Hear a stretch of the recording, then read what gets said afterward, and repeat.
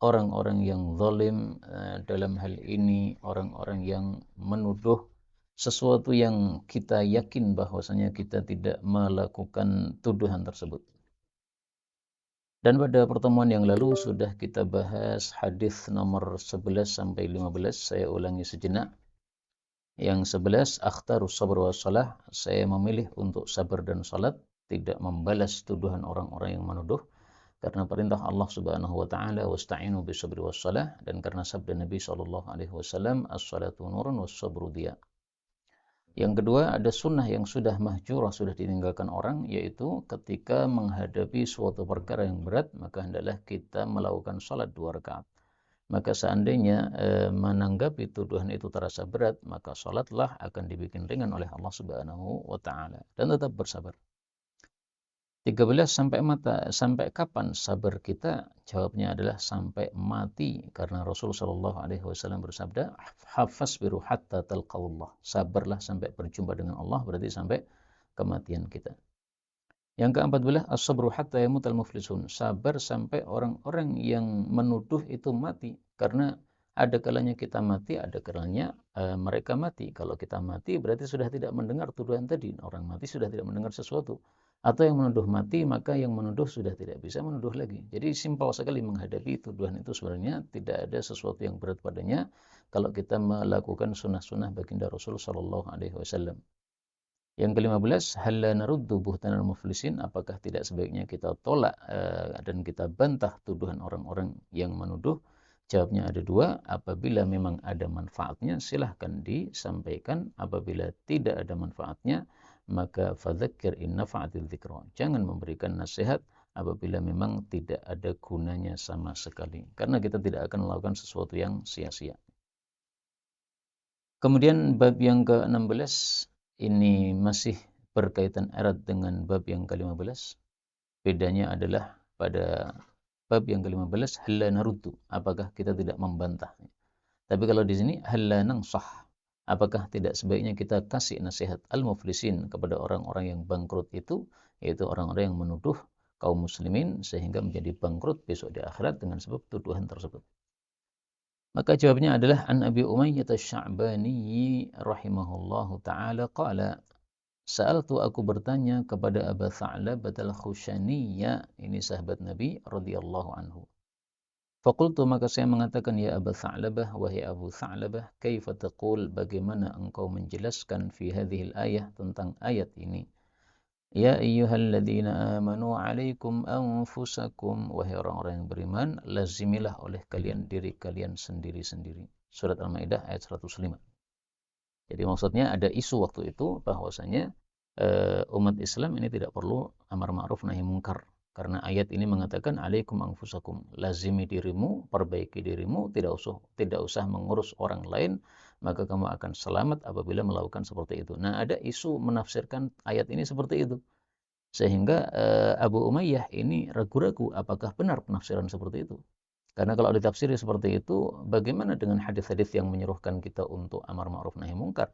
Demikian juga ayat yang memuji amar ma'ruf nahi mungkar, kuntum khaira ummatin ukhrijat linnas, dan seterusnya itu. Maka dia bertanya kepada gurunya Abu Tha'labah, ini seorang sahabat Nabi sallallahu alaihi wasallam.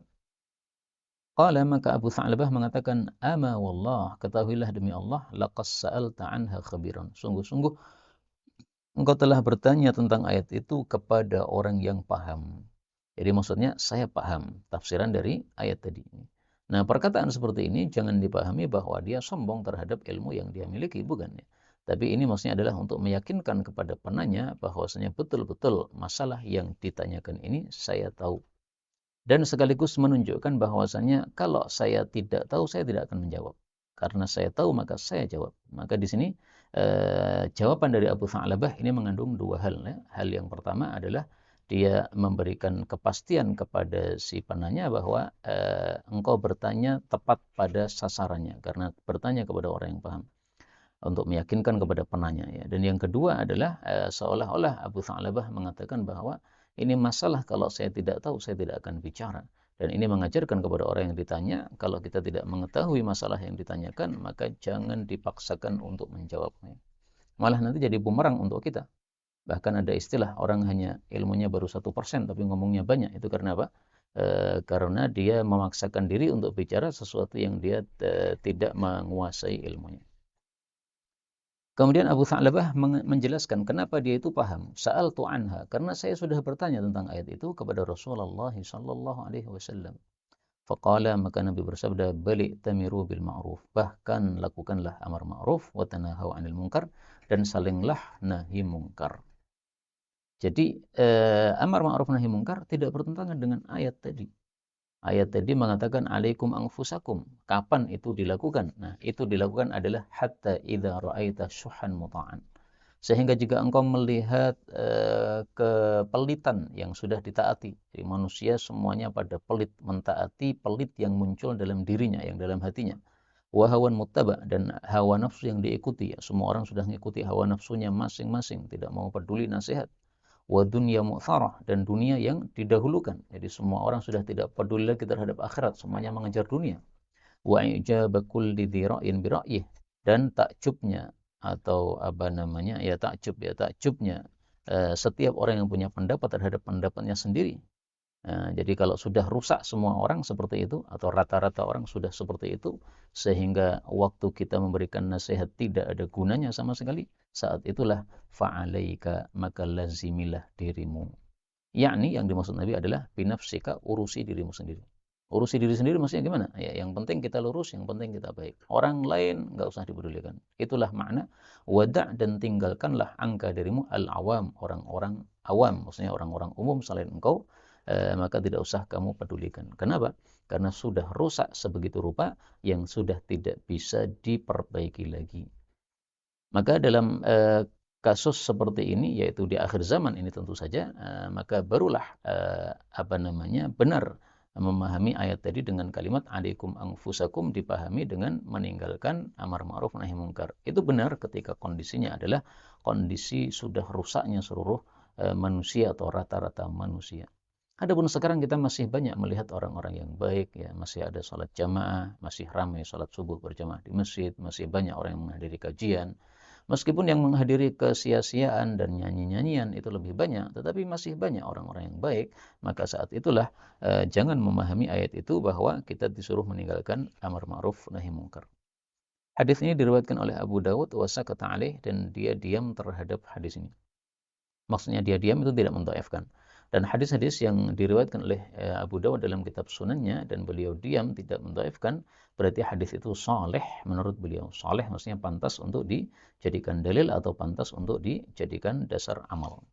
Qala Rabbuna, berkata pemelihara kami, fadzakir, maka berilah peringatan, in jika nafa'ati dzikra, bermanfaat peringatan itu. Surat Al-A'la ayat 9. Qila, ditafsirkan, illam tanfa', jika tidak bermanfaat lagi, fala, maka tidak usah mengingatkan. Ini satu tafsiran, ya. Tafsiran yang lain sebagaimana yang sudah masyhur, in nafa'ati dzikra, sungguh bermanfaat peringatan itu. Jadi kenapa kita disuruh memberikan peringatan? Karena peringatan itu bermanfaat. Buktinya Sayyidina Umar masuk Islam gara-gara peringatan dari Allah Subhanahu wa taala dalam Al-Qur'an yang dia dengar, masuk telinganya, kemudian masuk dalam hatinya, akhirnya dia pun tertarik untuk masuk Islam. Tapi bisa juga dipahami dengan pemahaman yang pertama tadi, yaitu dalam kondisi-kondisi tertentu sebagaimana kondisi di akhir zaman. Kemudian bab yang ke-17, kafani rabbi, telah mencukupi saya, pemelihara saya, anid du'ai, dari mendoakan alal muflisin, mendoakan keburukan untuk orang-orang bangkrut, al-baghin, orang-orang yang zalim. Jadi kenapa saya memilih untuk tidak mendoakan keburukan untuk mereka? Selain karena supaya mendapatkan pahala dari Allah Subhanahu wa taala yang sempurna, juga karena Allah sudah mencukupi kita dari doa tersebut. Maka ngapain kita mengucapkan doa tersebut sementara Allah sudah kasih kecukupan kepada kita? Apa buktinya Allah kasih kecukupan? Kecukupan, ini dalilnya. An Anasin radhiyallahu anhu qala Rasulullah sallallahu alaihi wasallam, babani, ada dua pintu maksudnya dua amal, muajjalani, yang disegerakan, uqubatuhuma, siksaan keduanya, fid dunya, di dunia. Jadi sebelum di akhirat sudah dihukum oleh Allah. Yang pertama apa? Al-baghyu, dolim. Yang kedua, al-uququ, durhaka kepada orang tua. Hadis diriwayatkan oleh Hakim dan disahihkan olehnya, dan hadis ini diakui oleh Al-Imam Az-Zahabi Maksudnya hadis ini juga disahihkan oleh Al-Imam Az-Zahabi rahimahullahu ta'ala. Kaum muslimin rahimani wa rahimakumullah, yang berkaitan dengan bab adalah pada kalimat ini. Mu'ajjalan, sudah disegerakan hukumannya oleh Allah di dunia. Bagi siapa? Al-baghyu, orang yang zalim. Jelas menuduh itu termasuk kezaliman. Maka Rasulullah menjelaskan bahwa orang berbuat zalim hukumannya sudah langsung akan disegerakan oleh Allah di dunia. Dan dikatakan disegerakan ini bukan berarti bahwa hukuman akhiratnya sudah lenyap, tidak. Dia dihukum di dunia oleh Allah Subhanahu wa taala dan nanti masih akan dihukum oleh Allah Subhanahu wa taala di akhirat. Nah, hukuman akhiratnya apa? Coba ya saya cari apakah sudah ada dalam kitab ini. Ternyata sudah ada. Hukumannya nanti disebutkan pada hadis nomor 22. Tapi karena ini belum waktunya, maka kita jelaskan di waktu yang akan datang insyaallah taala. Baik, kembali ke hadis yang kita baca tadi. Bahwasanya orang yang zalim disegerakan hukumannya oleh Allah Subhanahu wa taala di dunia. Dan ini sabda Nabi sahih, disahihkan oleh dua imam, Imam Hakim dan Imam Dhahabi. Maka kita harus meyakini kebenaran berita ini, karena berita dari Rasulullah sallallahu alaihi wasallam. Sehingga yakinlah siapapun yang mendolimi Anda tidak perlu untuk mendoakan keburukan kepada mereka, karena sudah pasti disegerakan hukumannya oleh Allah Subhanahu wa taala kepada yang zalim tersebut.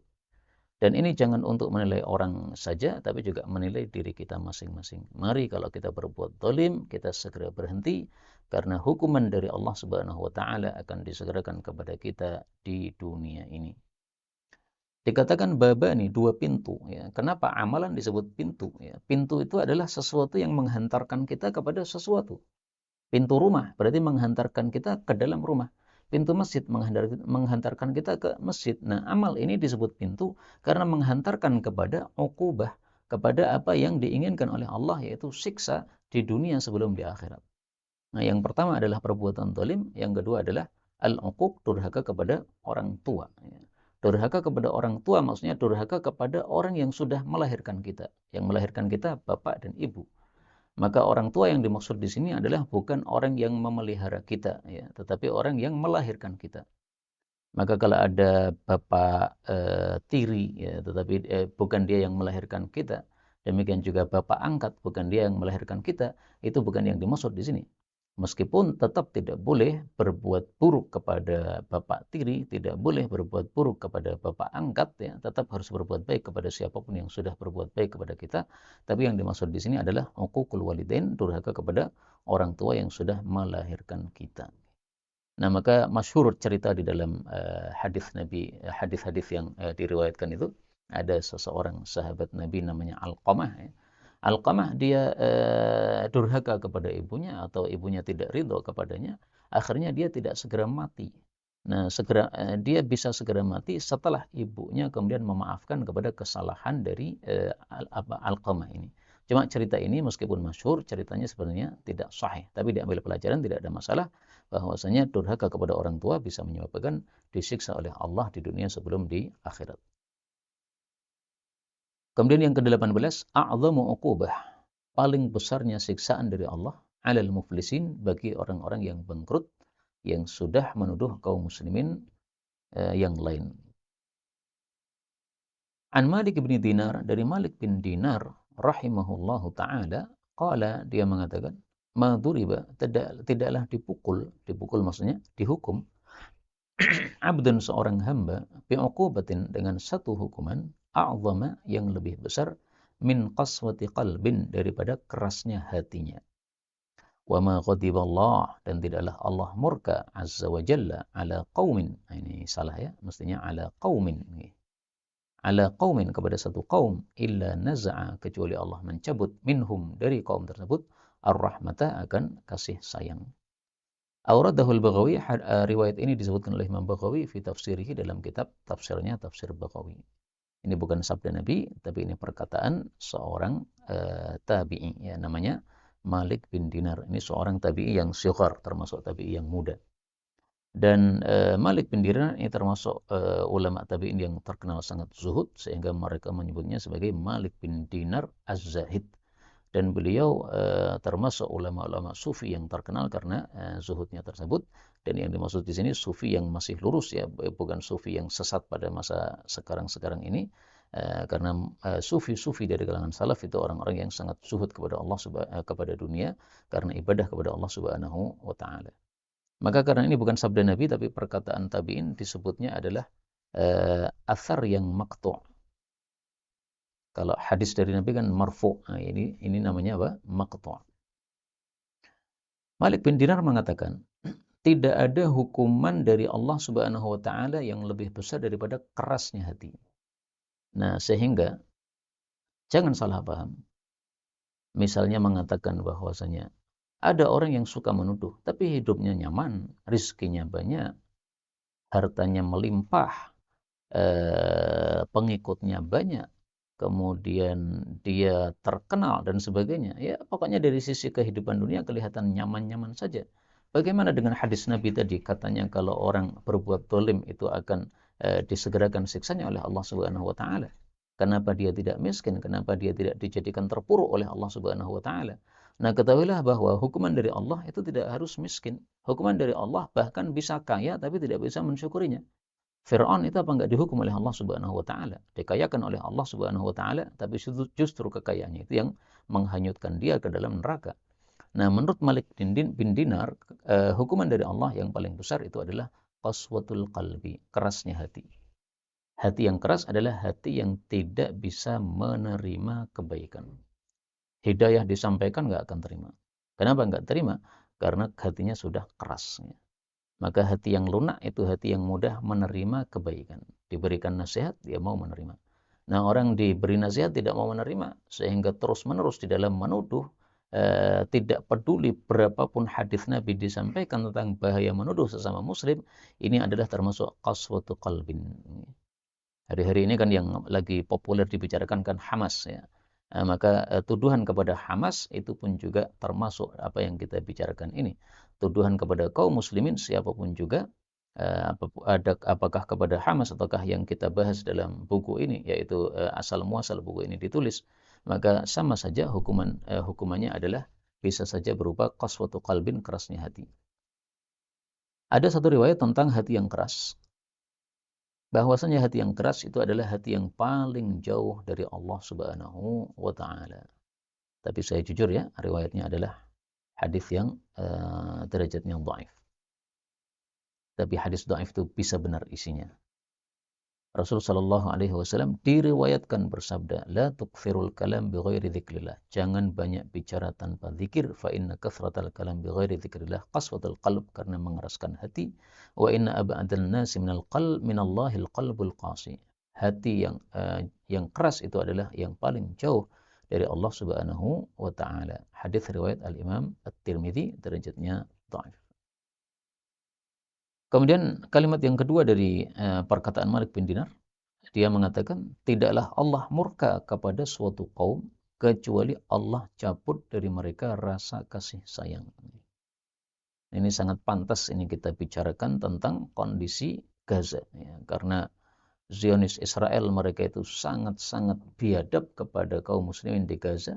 Ya, sampai ada 11.000 lebih kaum muslimin yang sudah terbantai, mungkin akan bertambah terus jumlahnya. Dan mereka sama sekali tidak punya rasa iba, rasa kasih sayang kepada anak-anak kecil dan perempuan-perempuan. Ya, ada di antara mereka perempuan-perempuan yang hamil yang mereka bantai. Ada orang-orang sakit di rumah sakit mereka bantai, secara sengaja maupun tidak sengaja, secara perlahan-lahan maupun secara cepat. Ya, karena perlahan-lahan mereka matikan listriknya sehingga tidak ada listrik di rumah sakit. Dan tentu saja ini sangat menyusahkan bagi orang-orang yang berada di rumah sakit. Kita di rumah dalam kondisi panas, tidak ada kipas menyala saja, sudah terasa sangat pengap sekali dan susah untuk bernafas. Nah, bagaimana kalau mereka berada di rumah sakit yang asalnya pakai AC, kemudian tanpa listrik sama sekali? Ini bisa dibayangkan ya, betapa sumpahnya berada di tempat tersebut, sehingga akhirnya beberapa orang mati karena hal tersebut.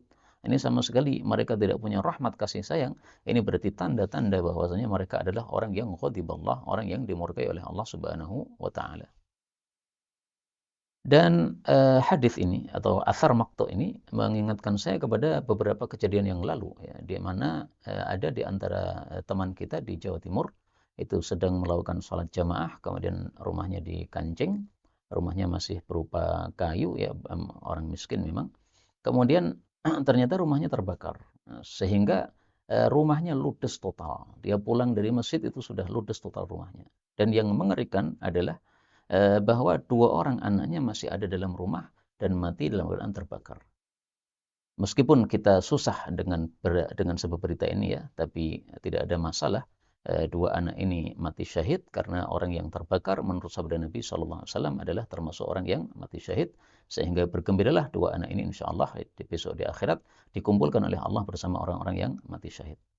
Nah, kaitannya dengan asar ini apa? Waktu itu kita kumpulkan dana untuk membantu meringankan beban saudara kita ini. Alhamdulillah dengan bantuan dari Allah Subhanahu wa taala lewat Ustaz Yusuf Yusuf Rahmatullah yang mengumpulkan dana tersebut, kita bisa mengumpulkan banyak dana alhamdulillah dari kaum muslimin dari beberapa tempat nih.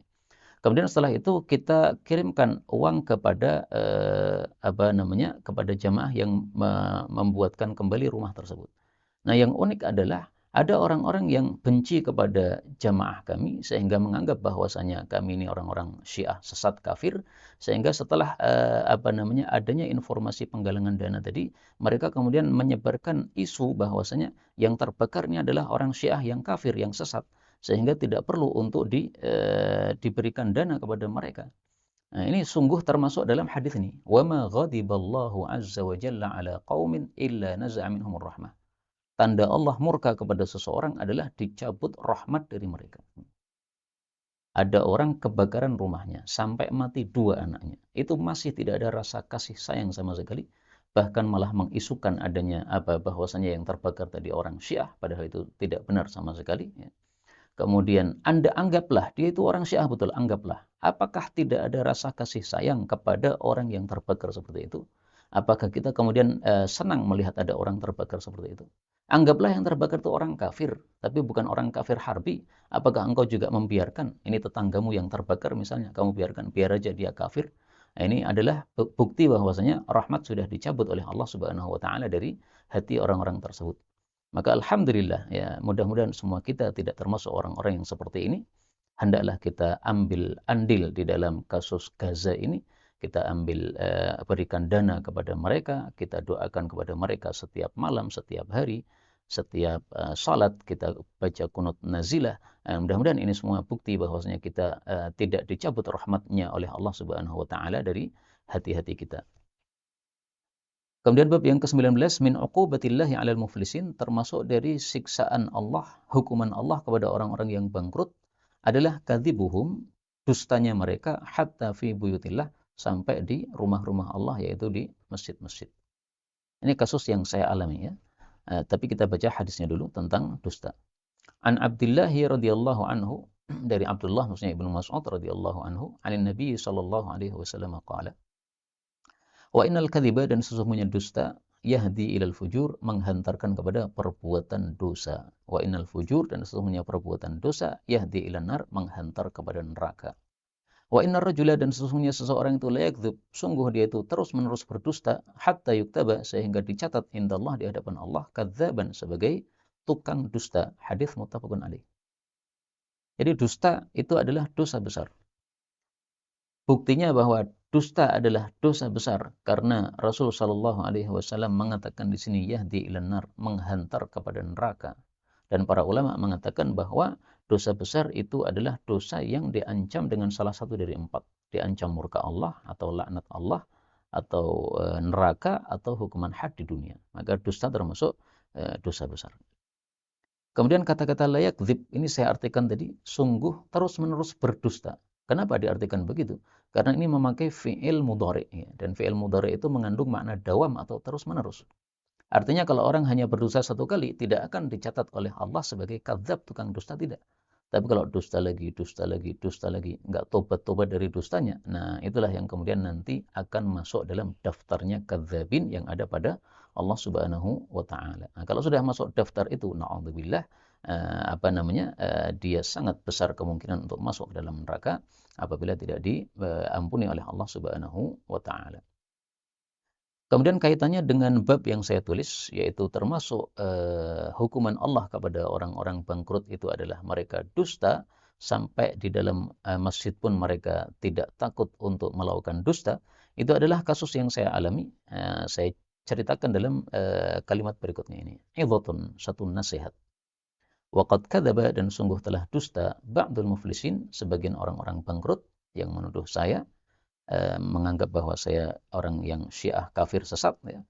Faqala, lalu dia mengatakan li ahli Masjid Nur Rahmah, kepada penduduk atau kepada pengurus Masjid Nur Rahmah, ini masjid di Solo. Alasmi, dengan nama saya, abro SMS. Dia menulis surat lewat SMS atas nama saya. Dia mengatakan, ana Abu Zaidan, saya adalah Abu Zaidan, a'tadhiru anid darsil yaum. Saya minta izin dari mengajar pada hari ini. Padahal itu bukan tulisan saya, tapi tulisan mereka, kemudian mengatasnamakan saya. Kenapa dia nulis begitu? Arada bidzalika, dia menghendaki dengan tulisan tadi, ibtala, untuk membatalkan darsi fihi, kajian saya pada masjid tersebut. Fa'alima ahlul masjid, maka akhirnya penghuni masjid mengetahui bihadzal kadzib, dengan kedustaan orang tersebut. Jadi jadwal saya di Masjid Nur Rahmah ini ingin dibatalkan dengan cara membuat SMS palsu tadi, ya. SMS-nya dua sisi. Satu sisi dikirimkan kepada saya atas nama takmir masjid, mengatakan mohon maaf Ustaz, ini dari takmir Masjid Nur Rahmah, kajian antum ditunda untuk pekan depan. Jadi sekarang antum tidak mengajar karena ada kajian yang lain. Saya bilang oke. Kemudian satu SMS lagi dikirim ke pihak takmir masjid, mengatasnamakan diri saya. Mohon maaf takmir masjid, ini saya Abu Zaidan, saya tidak bisa ngajar hari ini. Nah, sudah klop lah, sudah, ya. Berarti saya tidak berangkat karena saya merasa di WA oleh, atau di SMS waktu itu, belum WA saya ingat saya, ya. Di SMS oleh takmir masjid, dan takmir masjid merasa di SMS oleh saya. Tapi akhirnya Allah Subhanahu wa taala ilhamkan kepada takmir masjid ini untuk mengunjungi rumah saya, karena memang masjidnya tidak begitu jauh dari rumah saya. Begitu mampir di rumah saya, kemudian bertanya, ya, kenapa Ustaz kemarin kok tidak bisa mengisi? Saya bilang, loh, saya bukan tidak bisa mengisi, antum yang mengundurkan jadwal saya. Akhirnya dia kaget, loh, saya tidak mengirim SMS apapun. Akhirnya dia tampilkan SMS-nya yang dimasuk ke ke nomor dia. Saya katakan saya tidak punya nomor seperti ini. Nomor saya sejak dulu nggak pernah berubah, cuma satu nomor, nggak pernah berganti-ganti. Kemudian akhirnya mereka tahu bahwa berarti ini adalah satu kebohongan yang dibuat oleh orang-orang yang mereka tidak suka terhadap kajian kami, sehingga menuduh kepada kami bahwa kami orang-orang yang sesat, supaya tidak mengajarkan kesesatan di masjid tersebut. Kemudian akhirnya membuat kedustaan seperti ini. Nah, ini sudah, menurut saya sudah cukup sebagai hukuman dari Allah Subhanahu wa taala kepada mereka, karena mereka terus-menerus menuduh dan tidak mau bertobat dari tuduhan tersebut. Padahal sudah berkali-kali saya nasihatkan dalam ceramah-ceramah seperti ini, bahwasanya yang menuduh kepada saya tidak seperti yang dituduhkan. Kalau tidak mau bertobat, maka silahkan saja nanti berhadapan dengan Allah Subhanahu wa taala di akhirat. Nah, akhirnya mereka dihukum oleh Allah dengan melakukan kedustaan seperti ini. Dan kedustaan seperti ini tidak hanya terjadi satu kali, ya. Mereka tidak hanya melakukan kepada saya saja, tapi juga kepada pengajian yang lain. Wa waqa'a mithluhu, dan terjadi semisal itu fi Masjidit Tin, di Masjid At-Tin. Ini masjid yang dulu saya juga pernah mengajar, tapi waktu kejadian ini saya belum mengajar. Fa'alima bihi ahlul masjid, maka penghuni masjid pun juga mengetahui kedustaan tadi. Fataradahum syarra tardin, maka mereka pun mengusir para penuduh tadi dengan sejelek-jelek pengusiran. Wa man arada tahqiqal khabar, dan siapa yang ingin mentahqiq atau mendeteksi berita ini, ya, mengetahui hakikatnya, falyattasil bi 'alal khas, maka silahkan menghubungi saya dengan Jabri. Warak mujawwali maktubun ala ghilafi kutaibati, dan nomor HP saya sudah tertulis pada sampul kitab-kitab yang saya tulis. Walhamdulillahirabbil alamin. Ini semata-mata saya sampaikan seperti ini supaya tidak ada orang menganggap bahwa ini adalah berita bohong, ya. Jadi kalau mau mentahqiq betul-betul, saya bisa memberitahukan beritanya secara detail, bagaimana kejadiannya. Bahkan kalau ada yang menginginkan berita ini untuk maslahat, bukan untuk cerita saja. Kalau untuk cerita saja nggak perlu ditahqiq lagi, karena beritanya sudah valid dari saya, ya. Kalau mau mencari maslahatnya dari mentahqiq berita ini, maka bisa saya sampaikan, saya datangkan orang yang mengalami cerita tersebut atau kejadian tersebut. Ini sebelum kita lanjutkan nomor 20, saya perlu cas dulu.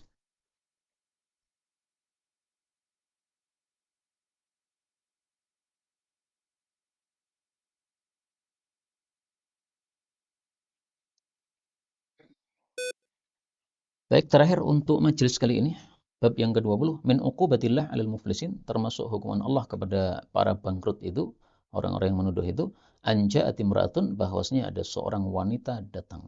Ada cerita apa ini? Nah, mari kita baca dulu hadisnya.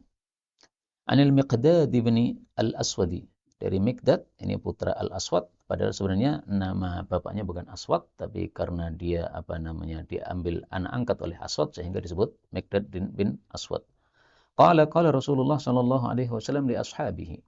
Rasul bersabda kepada para sahabatnya, "Ma taquluna, apa pendapat kalian fi zina, tentang zina?" Kalau mereka mengatakan haramun, ini satu keharaman, haramahullah wa rasuluh, yang sudah diharamkan oleh Allah dan Rasulnya. Fahuwa haramun, maka zina itu adalah haram ila yaumil qiyamah, sampai hari kiamat. Faqala Rasulullah sallallahu alaihi wasallam li ashabih, maka Nabi bersabda, la ayyazni ar-rajul, bahwasanya seseorang berzina bi asyri niswah, dengan 10 wanita. Aisar alaih, itu lebih ringan baginya. Ini mestinya aisaru ya. Aisaru alaih, lebih ringan baginya, lebih ringan maksudnya lebih ringan dosanya, min ayyazni bimra'ati jarih, daripada berzina dengan satu wanita tetangganya. Hadis diriwayatkan oleh Imam Ahmad dan Tabarani, dan rawi-rawinya thiqat. Jadi zina itu ternyata bertingkat-tingkat. Semuanya dosa besar ya, karena zina diancam dengan hukuman had, ada kalanya cambuk, ada kalanya rajam ya, tergantung statusnya pezina tadi. Nah, kata Nabi sallallahu alaihi wasallam, kalau berzina dengan satu istri tetangga itu dosanya lebih ngeri daripada berzina dengan 10 orang yang bukan tetangga. Maka ini menunjukkan besarnya hak tetangga. Sampai besarnya itu sampai 10 kali lipat lebih daripada orang lain. Dan tetangga menurut para ulama ada 3 macam. Pertama, tetangga yang muslim dan masih kerabat. Nah, ini haknya 3. Hak sebagai tetangga, hak sebagai saudara muslim, hak sebagai kerabat. Yang kedua adalah tetangga yang muslim tapi bukan kerabat kita, ajnabi. Ini haknya 2. Sebagai tetangga dan juga sebagai seorang muslim. Yang ketiga adalah tetangga meskipun kafir. Dia masih tetap punya hak, yaitu sebagai tetangga. Maka seandainya ada tetangga kita kafir, kemudian terbakar rumahnya tadi, kemudian sampai ada 2 anaknya mati, jangan sampai kita tidak mau andil untuk membantu dia. Meskipun dia kafir, tapi dia manusia. Tapi dia tetap tetangga Anda. Ya. Sebagai tetangga, maka Anda punya kewajiban untuk membantu dia sebagai tetangga. Beda lagi kalau kafirnya kafir harbi, kafir yang menyerang kita atau memusuhi umat Islam. Bahkan darahnya pun bisa halal untuk kita bunuh. Ya. Tapi ini tetangga kafir yang tidak memerangi kaum muslimin, ini tetap memiliki hak terhadap kita. Maka hadis ini pun juga berlaku untuk tetangga kafir. Seseorang berzina dengan 10 wanita, bukan tetangga.